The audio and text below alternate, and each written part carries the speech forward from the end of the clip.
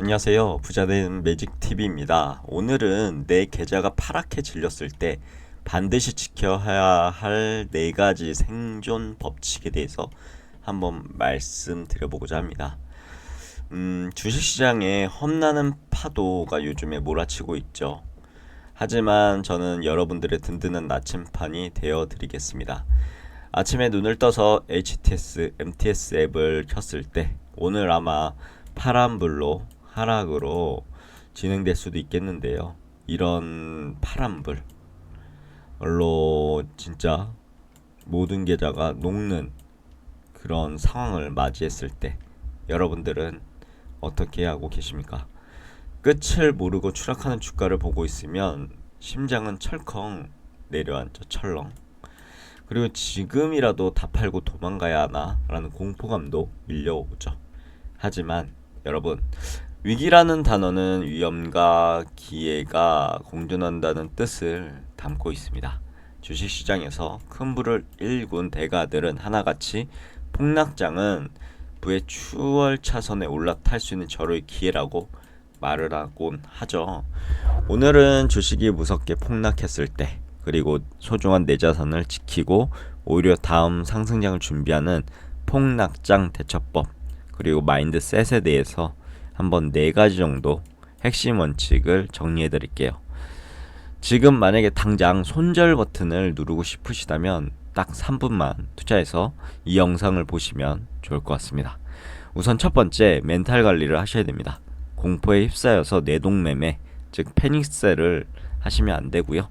주식이 폭락할 때 가장 먼저 그리고 가장 중요하게 챙겨야 할 것이 바로 뭘까요? 그렇죠. 바로 여러분들의 멘탈입니다. 마음가짐이죠. 인간의 뇌는 본능적으로 이익에서 얻는 기쁨보다 손실에서 오는 고통을 약 2배 더 크게 느낀다고 하는데, 이것을 우리는 손실 회피 편향이라고 부르죠. 그래서 시장의 공포 분위기가 조성되면 이성적인 판단을 잃게 되고, 남들이 매도하니까 나도 따라 매도하는 그런 패닉셀을 경험하게 됩니다. 주가가 떨어졌다고 해서 당장 내 돈이 사라진 걸까요? 아닙니다. 그것은 평가 손실일 뿐이고요. 하지만 공포에 질려 매도 버튼을 꽉 누르는 순간 그 손실은 확정 손실이 되어 영영 이제 되돌릴 수 없게 되는 거죠. 그리고 시장에 대해서 역발상을 좀 가지셨으면 좋겠는데요. 워렌 버핏은 남들이 탐욕을 부릴 때 두려워해야 되고, 남들이 두려워할 때 탐욕을 부려라 라고 얘기를 했습니다. 모두가 주식시장을 떠나려고 아우성 칠 때가 사실 주식을 가장 싸게 살 수 있는 기회가 되는 거죠. 그리고 HTM, MTS 창을요, HTS랑 MTS 창을 잠시 끄고 산책을 나가시는 것도 좋을 것 같습니다. 따뜻한 차를 한번 마셔보시고 감정이 격해진 것을 좀 누를 때가 필요합니다. 그리고 두 번째, 하락 원인을 좀 분석해 보셨으면 좋겠습니다. 이 주식 왜 떨어지지? 이렇게 판단을 하는 거죠. 우선 2가지 정도로 폭락할 때 봐야 될 게 있는데요. 첫 번째는 거시경제, 매크로 이슈에 대한 시장 전체 하락인가, 아니면 개별 기업의 악재로 인한 하락인가. 2개를 좀 보셔야 되겠죠. 우선 금리 인상이라든가 전쟁, 전염병, 인플레이션 우려 등으로 코스피, 나스닥 등 시장 지수 자체가 폭락하는 경우는요, 제가 가진 주식뿐만 아니라 다른 주식도 폭락한다. 그럼 우리는 어떻게 대처해야 될까요? 그렇죠. 내가 가진 기업의 가치나 돈을 버는 기업의 가치나 돈을 버는 능력, 펀더멘탈이 훼손된 건 아니죠. 이럴 때는. 그래서 튼튼한 우량주를 우리가 매수하고 있다면 비바람이 지나간 후 시장이 안정되면 가장 먼저 주가를 회복하기 때문에요. 이 기간을 우리는 박앤세일 기간이라고 여기고 그렇게 매수해야 됩니다. 하지만 개별 기업의 악재로 인한 하락일 경우 우리는 어떻게 해야 될까요? 이때는 좀 다릅니다. 내가 투자한 기업의 실적이 박살났거나 아니면 횡령, 배임, 치명적인 기술 결함 등으로 기업 자체에 문제가 생겨 폭락할 때 우리는 냉정한 판단이 필요하죠. 일시적인 노이즈인지 아니면 잘못된 풍문인지 아니면 진짜 기업의 구조적인 성장 스토리가 끝난 것인지 파악을 해야 됩니다. 만약에 진짜 기업에 안 좋은 일이 있다. 그러면 뼈를 깎는 고통이 있더라도 손절매를 통해서 더 큰 손실을 막아야 되겠죠. 그러면 우리가 해야 할 세 번째, 현금 비중 점검 및 전략적인 분할 매수입니다. 성공적인 투자를 위해서라면요, 고수들이 항상 강조하는 것이 뭘까요? 맞습니다. 현금 비중 유지입니다. 저도 말씀드리죠, 항상. 가용자산은 10%만 투자하셔라. 나머지 90%는 가지고 있으셔라, 현금으로. 주식이 만약에 100%로 꽉 채워 있다면 폭락장에서 우리는 어떤 거밖에 못하죠? 그렇죠. 다시 주가가 상승하는 기도밖에 할 수 없을 겁니다. 하지만 현금이 있다면 이야기는 달라지죠. 고점에 물렸다고 해서 만약에 한 번에 남은 현금을 다 쏟아부어 평균 단가를 낮추려는 행동 우리는 해야 될까요? 이른바 이건 묻지마 물타기죠. 매우 위험합니다.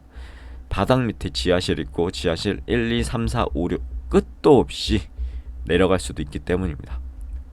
하지만 이때 우리는 어떻게 될까요? 그렇죠. 반드시 하락의 지지선을 확인하고 저점에서 양봉이 나오든가 아니면 전고점을 양봉으로 돌파하든가 이런 시그널이 나오면 우리는 여기서부터 이제 3분할이라든가 5분할로 나누어 천천히 매수하는 겁니다. 전고점을 양봉으로 돌파할 때마다 돌파 매매를 하시든가요. 시장의 변동성을 이기는 가장 훌륭한 무기는 뭘까요? 맞습니다. 시간과 분할 매수입니다. 투자 팁을 좀 드리자면 폭락장에서 평소 비싸서 사지 못했던 1등 우량주라든가 배당을 많이 주는 배당주를 싼 가격에 줍줍할 수 있는 그런 절호의 찬스를 우리는 노려야 됩니다. 그리고 네 번째로 포트폴리오 리밸런싱을 꼭 하셔야 됩니다. 잡초를 뽑고 꽃에 이제 물을 주는 거죠. 전설적인 펀드 매니저가 있죠. 피터 린치는 오르는 주식을 팔고 떨어지는 주식을 쥐고 있는 것은 꽃을 꺾고 잡초에 물을 주는 것 같다라고 말했습니다. 폭락장은 내 주식 계좌를 대청소할 수 있는 아주 좋은 기회입니다. 장이 좋을 때는 어떤 주식이든 오르죠. 하지만 폭락장이 오면 진짜 좋은 주식과 껍데기뿐인 주식이 명확하게 구별이 될 수밖에 없습니다. 실적도 없고 테마로만 엮여서 올라갔던 부실한 주식들은 반등장에 과감하게 덜어내시고요. 하락장에도 굳건하게 실적을 방어하고 미래 성장성이 확실한 핵심 주식으로 비중을 옮기는 것도 좋은 전략입니다. 이것을 우리는 뭐라고 부르죠? 네 글자 리밸런싱이라고 부르죠. 이렇게 계좌를 압축해 놓으면 시장이 다시 상승 랠리를 시작할 때 손실을 훨씬 빠르게 복구할 수 있고요. 수익으로 빠르게 전환할 수 있는 겁니다.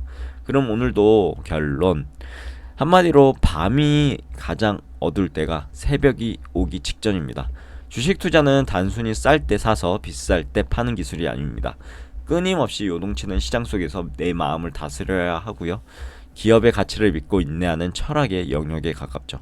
역사상 수많은 폭락장, 블랙먼데이, 닷컴 버블, 글로벌 금융위기, 얼마 전에 있었던 코로나 팬데믹 이런 게 있었죠. 결국 자본주의 시장은 어떻게 됐습니까? 그렇죠. 그 모든 위기를 극복하고 우상향 해왔습니다. 지금 당장 계좌의 파란불이 여러분들을 괴롭힐 겁니다. 오늘 하지만 정리해드린 네 가지 원칙, 펀더멘탈을 봐서 여러 가지 진짜 나만의 주식이 내려가는 건지 아니면 전체적으로 시장이 폭락하는 건지에 대해서 좀 공부를 하셔야 되겠죠. 그래서 네 가지 원칙을 말씀드려보자면 정리해서 멘탈 관리, 원인 분석, 분할 매수, 리밸런싱 이렇게 네 가지로 정리해 드릴 수 있을 것 같습니다. 이 네 가지 꼭 머릿속에 넣어두시고 지혜롭게 위기를 넘기시길 바라겠습니다. 오늘 장이 폭락하더라도 꼭 이 네 가지 원칙 지키시길 추천드리도록 하겠습니다. 오늘 내용 여기까지고요. 내일도 더 좋은 컨텐츠로 찾아뵐 수 있도록 열심히 노력해 볼게요. 감사합니다.